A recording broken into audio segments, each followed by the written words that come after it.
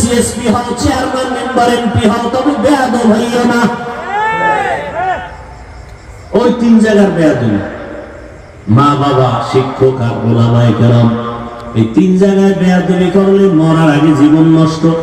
Professor হ, কিন্তু ঢাকা কলেজের আহমদ শরীফের মতো বেঈমান হইস না। ডাক্তার হ, তবে তাসলিমা নাসরিন হইও না। যুবক হও, তবে উল্টা পাল্টা লাইনের যুবক হয় না, ওসমান হাদির মতো হও।